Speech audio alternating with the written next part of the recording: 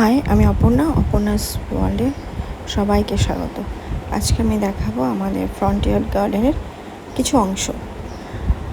প্রসঙ্গত একটা কথা বলে রাখি যে এই বাগানের সমস্ত কাজকর্ম যা কিছু সব আমি একাই করি, কোনো মালি রাখি না। আমার নিজের হাতে করতে ভালো লাগে, তাই আমি করি। তো চলুন দেখে নিই আমি কেমনভাবে বাগানটা করেছি।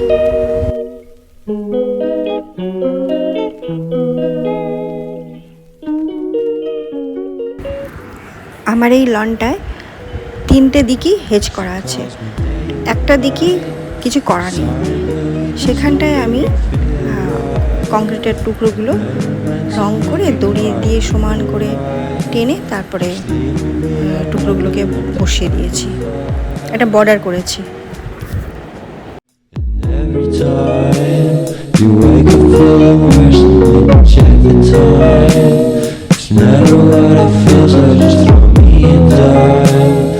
Everything was good, then you would feel alive. Everything was good, then you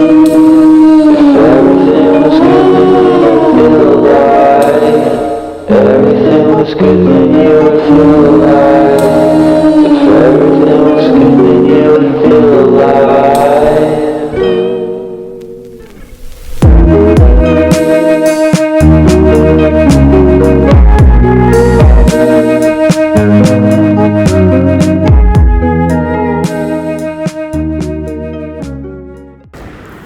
আমার এই হেজের গাছগুলো অনেক বেশি বড় হয়ে গেছিলো, সেই জন্য অনেকটা করে কাটতে হয়েছে।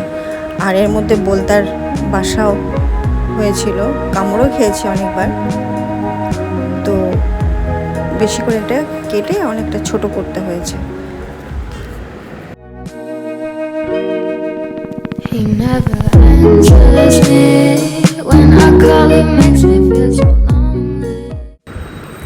এই লনটা আমার একার পক্ষে মেনটেন করা একটু কঠিন হয়ে পড়ছিল। মানে লনে তো সব সময় ঘাস বাছতে হয়, আগাছা পরিষ্কার করতে হয়। তো আমি সেই জন্য ঠিক করলাম মাঝখানে আমি একটা কিছু ছোটো করে গোল করে কিছু একটা বাগান করব। তো সেটা আমি করেছি। আর তার চারিদিকে বাউন্ডারি দিয়েছি, পিভিসি পাইপ রং করে চারিদিকটা বাউন্ডারি করে দিয়েছি গোল করে।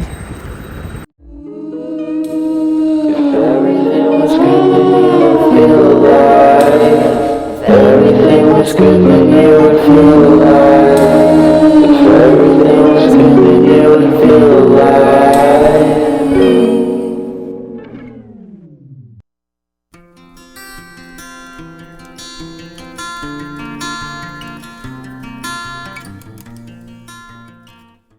এই গোল জায়গাটা আর একটু সাজানোর জন্য আমি ঘর মোছার ডান্ডি মাটিতে পুঁতে তার উপরে একটা ফিনাইলের বোতল পেছনটা কেটে দিয়ে তলাটা কেটে দিয়ে গেঁথে দিলাম। এতে আমি পিটুনিয়া দিয়েছি, পরে অন্য কোনো গাছ বসিয়ে দেবো।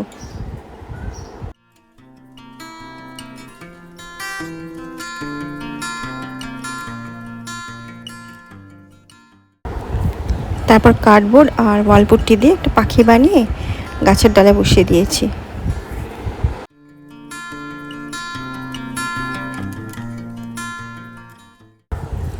আমার এই ভিডিওটা যদি আপনাদের এতটুকু ভালো লেগে থাকে তাহলে লাইক করবেন, শেয়ার করবেন আর সাবস্ক্রাইব করবেন।